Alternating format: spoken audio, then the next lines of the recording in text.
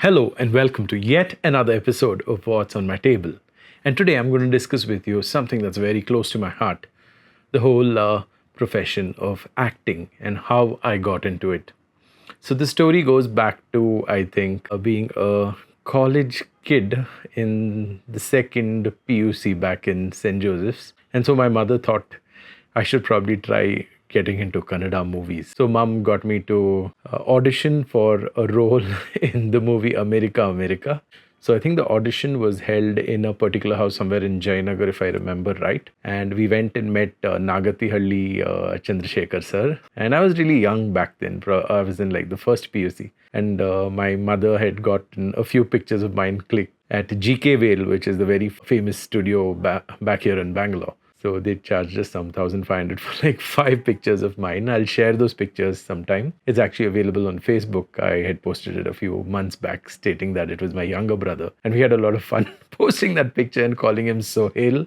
So after meeting Nagatihalli Chandrasekhar sir, he actually met me and asked me, "What are you doing?" And I said, "I just joined engineering. It's yet to start." And listening to that, I think he told me it's better you continue with your engineering and concentrate on your studies because you'll need a lot of time to do this movie. We might be shooting for around 6 months and it might interrupt your studies. And then I had a bouncer there. I didn't have my mother to ask what I should do next because my dad had come with me. And then that just flew by and nothing happened at all. My theatre experience includes being Yamaduta, the guard of Yama, with two big horns, like the buffalo horns, with a grass skirt standing right on the two sides of the stage. And one of my classmates who was also playing the second Yamaduta is a good friend of mine, and I'm still in touch with him. His name is Yashas Shankar. He's into AI and he's into wildlife related technology. And that's apart from the topic. So that was my theatre experience, standing there for around 1.5 hours just as Yamaduta with something in my hand and these two things and canine teeth. I know why they give us canine teeth, coming to think of it. Why would a buffalo have canines? It's very strange. But I remember putting that on and standing there for around 1.5 hours, and it was really itching because we had those real horns, I think. I mean, there's always that little dream that all of us grow up with, being a star someday after seeing movies and stuff. So that was always there somewhere inside. And I actually completed my engineering, got into an IT job, did a bit of photography, this, that, and everything. I've done around 45 TVCs and digital ads together, and around 5 to 7 films, like 3 of them are feature films and 2 to 3 of them are like short films, and they've been winning at festivals. So that's basically what I've been doing. And I just wanted to share the journey of how I got into this and how I got there. So it was COVID time, and somewhere in 2019, a couple of my friends called me for some ad where I just had to do this and act like an IT guy, do this. And it was for a cricket gambling ad. So that was my very, very, very first ad, which I acted in. Of course, didn't get paid for it, but then it's fine. It was a first break, I may call it. So I may call it, I could probably call it a first break. And the one who gave me this break was a close friend of mine who was from an agency background, Aniruddha. So thanks for that, Aniruddha Das. So Das got me into that. And then another good friend of mine, Shrikant SY, who's a photographer, got me to act in one of the MI ads. So it was more like a testimonial video. So that was another good opportunity. And photography was going well, but then I just thought this should be a second source of income. And thought, let's give this a shot. And it's not going to take too much of your effort. You don't have to carry heavy bags with cameras, lenses, lights, batteries, and everything. Because, as a photographer, anything goes wrong at a shoot, then you're responsible for it. Here, you just need to be present there. You need to learn a few dialogues. You need to know how to act, of course.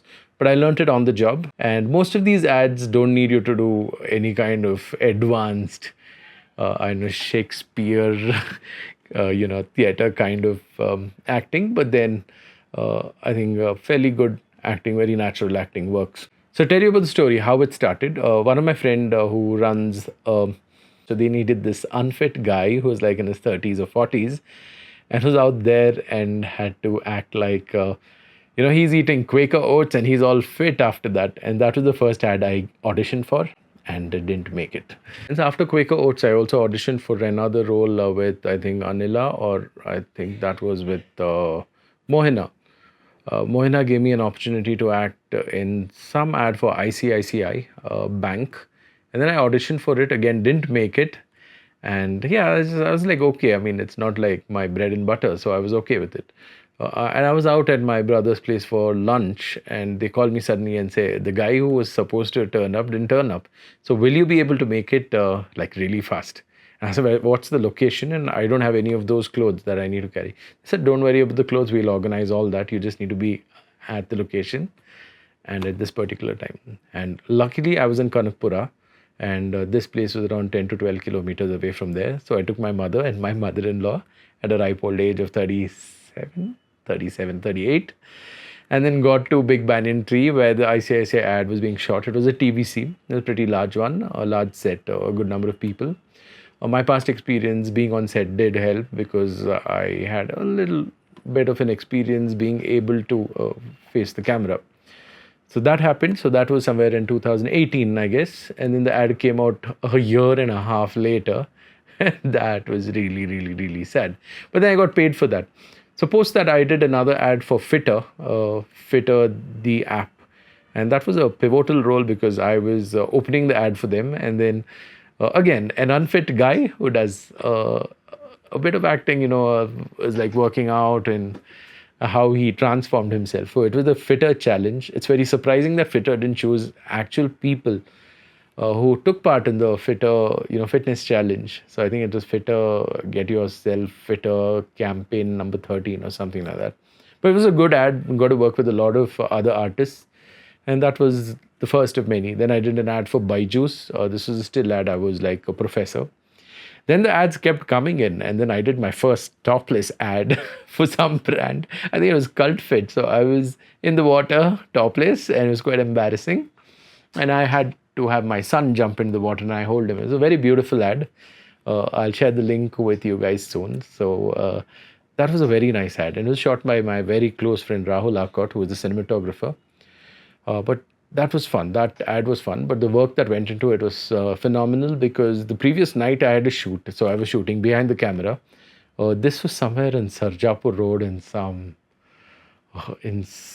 resto bar. And then we were shooting all night till 6 in the morning. We started at 8 in the night and went on till 6 in the morning. And at 6, I had to drive all the way down from Sarjapur Road to Yelahanka and beyond Yelahanka, somewhere near the airport. But I made it. And then as I was sitting there for the makeup, I was so drowsy, I was falling asleep. But somehow managed to complete that ad, and that ad came out and happened to be one of the most beautiful ads that I have ever acted in. And it was for Father's Day. And then the roles kept coming in. I did an ad with Demench, who was into men's innerwear. So they called me in for Father's Day. And we were a couple of dads, like 3 or 4 of them. I think Rohit and me and Preetham. So we ended up meeting again and again. And that was one ad where all 3 of us were featured in. So we were like 3 dads who were like chilling out and talking about how comfortable Demench clothing is. So that apart, ads kept coming in. And then came the first film. There's an opportunity to act in a film where Fahad Fazil was in the main lead role. And then we got an opportunity to play the investors in his company in the film. Yeah, I wish I was a real investor, but yeah, that's for someday soon. But yeah, that was a very, very, very good and challenging role. So we were auditioned, we were all called in. We had to learn a little bit of Malayalam, which was quite a bit of a challenge. But then I thought that'll be great. It's a great time to see how well I can converse in any other language. Yeah, so took that up. I met a lot of wonderful people on that set, to name a few. There's Stephen, Mabel, and a lot of people. So a lot of common familiar faces too, but Lina's and many others. So it was a very, very nice experience working on a real film, a massive set that was completely built up just for the shoot. And that experience was really good. We acted for around, I think, 7 to 8 or 9 days. There was another schedule in Hyderabad. I missed the Hyderabad schedule sadly because I had another shoot, and clients are there and you can't really not show up on your own shoot when you're behind the camera. But I missed the Hyderabad schedule, but then it was fun being a part of the trailer for all the people. I think I was the only one shown in the trailer. For some reason, I had a constipated look, and maybe that was very important to be shown as a part of the trailer to create that sense of uneasiness. And yeah, so I was the only guy in the trailer, and that was fun to be a part of that trailer. Apart from that, then ads kept coming in. There were TVCs, there were digital ads, and your network kind of expanded. I came to know about a lot of other people through whom you could get cast. And then, of course, after a while, I had a couple of friends who were very close to me, and they asked me if I can cast for their ads. I did a couple of gigs like that, one or two, and yeah, we cast a good number of actors for some of their ads. And then there were a lot of other ads that kept coming in, and it was fun. The only thing I'd want to tell you how to get into this industry is pretty simple. There's a lot of demand, and the supply is pretty less in Bangalore. So if you plan to get into acting, it's not that difficult, and I'd say this is the right time. The opportunity is very ripe, so go for it. And unlike in the 80s where you needed to be an Amir Khan who's like fair and who like pink apple cheeks, you don't need any of that now because people are able to relate to real people, especially when it comes to ads. So they want real people. They want people who look 40, who look 30, who look 45, who look 50. There have been hilarious cases where I've been cast opposite a girl who's probably my wife and is like 25, and and that doesn't really make sense. But then, yeah, that's the casting director's mistake. But it happens on and off. And there's been a case where I've been paired with somebody who's like 65 as my wife. But yeah, I look a little older than I am, so that works. So, how do you get your first gig and get some nice pictures of yours shot just with your mobile phone? You don't really need a portfolio or anything, although that helps a little bit. And yeah, you can contact me if you need a portfolio. But otherwise, you just need good, nice pictures shot with a fairly good average to good phone. And the phone's really good these days. So get some nice pictures and try and show specific segments that might cater to your age group. So you might want to show yourself as a working professional. This is both for men and women. You could be be at home dad or be at home mom, like a homemaker. Or you could show yourself in ethnic wear. You could show yourself in formal wear. So basically create a pool of pictures which kind of shows which situations and which age groups you really fit well into, and what professions or what character roles that you would prefer to act in and what you would fit into, and get some nice pictures shot. I mean, you could shoot them yourself or get one of your friends to shoot them on a weekend, take around 4 hours off, do a couple of changes, get some nice pictures. That becomes your pool. And then do a nice introduction video in English, in Hindi, in Kannada, Tamil, or Malayalam, whatever languages you're comfortable in. So when casting directors ask you for your pictures or your introduction video, you have all that ready. And this needs to be updated on a regular basis. And in no time, you'll actually land up your first ad. And believe me, that happens. And you can contact me if you really want to get into it, because I have a couple of contacts I can share with you. If I have an opportunity, I'll be more than glad to cast you in that. That apart, coming to budgets. So when it comes to budgets, the budgets are pretty different in Bangalore and Bombay, and the budgets vary depending upon the usage of your images. So back in the day, print ads used to pay the most, because anything that goes into print or which goes into a TV commercial, which is called as a TVC, will have a massive viewership. But now what's happened is there's a new space which is digital, of course, and all of you know about it. So when it gets broadcast or shown only in digital medium, like say Instagram, Facebook, or on WhatsApp, or any sort of ads that come online on websites, then that becomes a digital space. So the current classification is you have print and TVC somewhere up there, where if you're on a national TVC, then you get paid a lot more. Budgets could range anywhere between 50,000 right up to 2.5 lakhs, depending on how good a role you play and how critical and integral or how critical a part you're playing in the ad. Apart from that, then you have digital ads and smaller ads which happen on the regular basis. I think the pay is anywhere between 15 to 25,000 for these ads, depending upon the number of days of the shoot. And I'm talking about per day costs. And they'll also call you in, especially for TVCs. These are bigger agencies which are working on TVCs, and they'll expect you to come a day or two in advance and have yourself screen test with the actual clothes. So this is to ensure that there are no mishaps on the final day. So that is something that happens. You're expected to come in a day before. So sometimes your costs or your budgets are factored in based on that pre-shoot day that you come in for. Of course, your travel should get reimbursed and the actual shoot day. And sometimes you have a post-shoot dubbing session. In all these cases, you have to see what you're comfortable with in terms of cost and what you want to charge the casting director or the agency or the director or the AD who you're working with directly. And then you can give them a number that you're comfortable with. Of course, they'll get back to you with their number. And that's basically how it works. So you get paid for those 3 days. You might need to keep yourself free. So if you have a full-time job, you could try acting on the side, and it doesn't really matter because there are a lot of ads which happen over the weekend, or you could probably take a days off and give it a shot. I know a lot of casting directors who actually take people from their apartment complex because they come in cheap. But yeah, that's a good way to start, and nothing wrong in starting with a lower pay. But yeah, get your roles in place. As you keep doing more pivotal roles, you get better roles. And then, yeah, don't get into the maze of thinking the budgets are less all the time.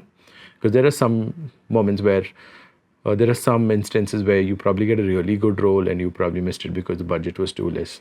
Yes, it's very dirty, the casting side of things. Because, there's a lot of undercutting, people masking your profile from clients. And that's for another day. I don't want to talk about that now. This is something that I want to talk about in a completely different video. But now we're trying to focus on what can get you into the game and how can you start your acting career. And once you've got like 4-5 ads up your sleeve, go ahead, make a website, put your work there, take little screenshots, just like cinematographers take. Take little screenshots of how you look on screen, because those are the moments where you could probably get some really nice portfolio shots for yourself, because the lighting is done by the people who are actually shooting the ad. They pay for everything. So when you've got good lighting, good clothes, and you've got makeup on, which has been done by them, what could be more opportune?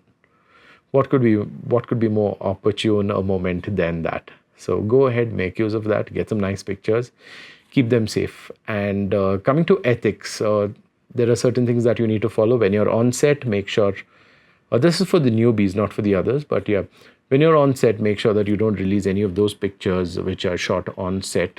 Firstly, see if you've got a clause where you're not supposed to share images or even click images on set while you're shooting. Because before an ad releases, if you go ahead and put these pictures, then people around, and especially PR, are always on the lookout for what brands are coming up with. So if a campaign gets leaked before it actually should release, and that's not a nice thing. So you need to make sure that these things don't happen. So keep it under wraps. If you have the permission to shoot, but don't release any of the images, and don't get others to shoot you, because if your pictures go out, they could probably blame you for it. So that's about the ethics when you're on set. Yes, if you've come through a casting director, don't make direct contacts with people on the set. Of course, you can converse, you can speak to them and everything, but then it isn't ethical to go ahead and tell them that you can call me in directly, because casting directors go through a lot. If you understand, they are actually holding a guarantee on your payments. So if somebody tells you they're going to pay you 20,000 and say they've charged the client 25,000, so all they get is 5,000, but they have to pay you your 20,000. And if they do not get that from the client, then they are answerable to you. So they're doing this for a very small 10 to 20% margin usually, except for certain cases where the margins are much higher with casting directors. But all said and done, I think it's just a matter of ethics and being true to yourself. So don't go ahead and tell your director that he can call you in if he has a next gig. So that happens. If he really finds you good, he'll probably get in touch with you through your casting director, and that's fine. And Yeah, talk to your casting director about how much you think is your due in terms of the remuneration, and keep that going. Coming to licenses and paperwork, this is a very important part which is not touched upon usually. So when it comes to licenses and paperwork, whenever you go to a shoot, until your payments are cleared, you can actually tell them that you'd want to hold off from signing any agreement, which actually gives them the permission to use your images and your videos up to eternity because they paid you. Now, if you sign that, it means they've already paid you. So it's good to tell them that you will sign this document once you get your payment or once your coordinator states that the payment has come through. So you can get a little sheet signed even from your coordinator stating that he will make sure that your payments come through. Now coming to these license agreements, so if they've told you it's a digital ad, it has to mention that this is the agreement needs to mention that it's a digital ad. So what are these agreements called? These agreements are called model release statements. So these model release statements are nothing but a legal documentation of you working on a part-time basis for this particular brand, and it states that you've been paid for this and you're okay with them using it for a particular period of time. Now, as the period increases, you usually get paid more. If they're going to use that for 5 years, if they're going to use that for 7 years, or they could even mention eternity, which is usually the case. So then you should be okay with them using it up to eternity. Why this is important is because when you get another ad for a similar brand or a competitor brand, there are instances where a competitor brand wouldn't want you to be on their ad if you've already shown another product in good light. So, for example, say you have a Colgate gel. So, Colgate is a brand which makes toothpaste. So, if you've done an ad for Colgate gel, you'd probably not want to be put on an ad for Sensodyne because these are competing brands, and they wouldn't want to say this particular person uses Colgate and also uses Sensodyne unless Sensodyne wants to really pull a fast one on Colgate. So those are only the instances where they might want you to do that. But when you sign an agreement, make sure there is no exclusivity clause. Now, if there's an exclusivity clause, it means that Colgate actually tells you, or whichever brand you're working with, Colgate was just an example. Say a brand X tells you that you have worked with us and you may not work with any competitor brand for the next 3 years, for the next 5 years, then that's big because you're going to lose out on a very good ad. Maybe if you've got very pretty teeth, say Sensodyne or any other brand wants to use you, then you can't really work with the other brand because you've already signed an agreement with this brand. That's happened once with me and I didn't have a copy of the agreement. So it's always good to sign the agreement, take a picture of the agreement, keep it with you in a repository so you know how your progress is and what are the legal documents that you signed with which brands. Sometimes these legal documents run into 12 to 15 pages. They're usually NDAs which state that you cannot reveal any information about the ad or the product until the product is released. It's a non-disclosure agreement that you sign with them. So the model release and the non-disclosure agreement are totally two different things. Non-disclosure states that you will not release any pictures, you will not talk about the brand, you will not talk about anything related to the brand unless the ad is released. Or it could just mean that you will not talk about it to anybody for eternity if they mention that, or 5 years or 7 years until their business is not affected. The model release is nothing but a statement which states that you've been remunerated for this project and they have the rights to use your images or your videos in this format as a TVC, as a digital, as in print format for a particular stipulated time period. So when you negotiate with your agency, make sure that you ask them if this is a TVC or a digital ad. So usually digital ads are paid lesser, although the effort you put is the same, whereas TVCs get paid more because they say the TVCs have higher viewership. But honestly, these days, I don't think TVCs have higher viewership because everything is on digital. Everybody watches it on the phone. So although digital is still more viewed, I think people still pay you less for the digital. But that's for another day, and I don't know when that's going to balance out, or every ad is going to be considered an ad and not digital and TVC. So that's about digital contracts. Another thing that one of the casting directors told me, how do you send pictures? When you send pictures for an audition, unless specified, do not wear glares, because eyes are a very, very integral part of acting, and people might want to see how your eyes look. Because there are instances where you probably worn glasses, and when you remove your glasses, your eyes could be something that would be really good, and the client probably wants you, in which case you actually didn't show your eyes and you probably lost a contract because you wore them. And there might be instances where they might not like your eyes, like I got this red mark in my eye, but I still did an ad with it because it happened in the morning of the ad. So yeah, so there are instances where clients might just be shell shocked if you arrive at the shoot location and they notice that you have eyes that have not been revealed during the audition. But most brands actually tell you well in advance that you're not supposed to wear glares and eye shades when you do auditions. So stay away from eye shades. When you shoot your pictures, make sure you take a close up of your face just in case they want to see different angles, and take a mid length, which is a waist up shot, and also a full length shot, so they know your general personality of how you look. So that's important. Apart from that, coming to auditions, one of the most important things that you need to do when you do an audition is have good audio. Most auditions are shot in landscape mode, just like this video is being shot. If you're seeing it in landscape, I'm going to give a vertical one too. Apart from this landscape mode, you also need to have very good audio, because audio is 80% of any video that you watch. You won't believe it, but all the movies you watch without the audio, things look really bad. You must have seen some of those memes where you have these songs where somebody's singing and the real song's been muted. So it's going to be like that. So get a good mic. You can look at one of my videos where I've shared the review of a mic called a Granaro. That's in that 1,500 to 2,000 range, and it's phenomenally good. If you have a budget around 10,000, then you can go for one of the DJI mics, or you could go for the Hollyland Lark M2 or M2S series. They're pretty good. But audio is very, very integral. Make sure there's enough light on your face. It's Diwali, so enough light on your face. Dad jokes.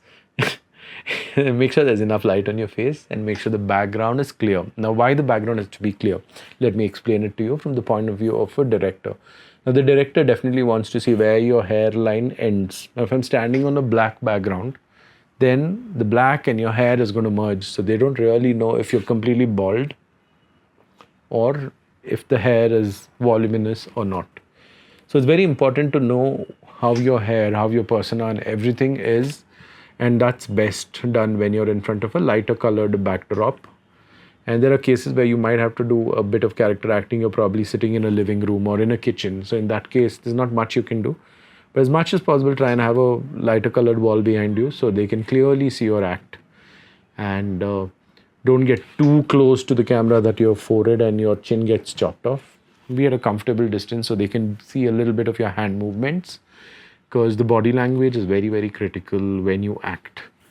And this is how much I know about acting. So I'm not an expert at acting. I've done 6 to 7 years of, acting and ads in some films, and I've at least been behind the camera. But coming to real acting, they say you need to speak from your nabi or your belly button, and you need to be able to get that voice out. I've not really gone to any theater training session, but I heard that helps a lot. So if you get an opportunity to do that, go ahead, do a theater workshop. I think there's one in Pondicherry, and there are a lot of other ones. So I'm not really competent enough to talk about this, but you can try those out. And of course, look at actors and understand the Meisner method, the method of acting. And yeah, it's nice in a different way. I think it was the movie Godfather. If I remember right, the cinematographer or the director actually did the complete direction for the movie and did the cinematography, and then finally went on to think that he'd not learned cinematography or direction. I'm not remembering whether it's direction or cinematography. So he goes searching for a book at a library because he thinks for the next movie he needs to be better prepared than how he was. Of course, Godfather was an absolute hit.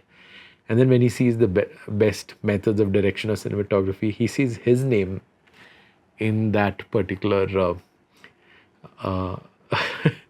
book which he got at the library, and that was quite a surprise. So sometimes you can be in that 0.0001% where you are the one who's setting the trend and setting the benchmark for things, but usually that's not the case. So a bit of preparation definitely helps. So that's it for now. The reason why I got into acting, there's a good reason for that, and I had to share this with you.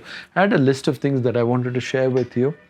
And yeah, I'm going to do that now. So why did I get into acting? So I was doing a lot of cinematography and photography in 2018, 2019. And what was happening was, when you're behind the camera, there's so much of stress. You have to bring the cameras, the lenses, you got to bring mics, got to bring batteries. And I usually worked in a one-man army mode. And that kind of made me feel like I didn't have any time to groom myself. And I was really feeling bad that I was not able to carry myself off as well as I would have wanted to. And that's the reason why I thought getting in front of the camera automatically makes you want to look good, makes you want to look legible, makes you want to look neat. Good is the last thing, but yeah, you have to be very presentable in most cases. So that was one reason why I got into acting, because automatically when you're in front of the camera, people expect you to be more presentable, more groomed. How far I've been successful, I do not know. But then in the last 6 years, I've definitely put in some time to comb my hair, wear something neat. And since being a cinematographer, you're not really in a corporate environment, so you don't really have a chance to wear nice clothes. Like, you don't really wear like formals. So with this, in this field where I'm acting, I get a good share of everything.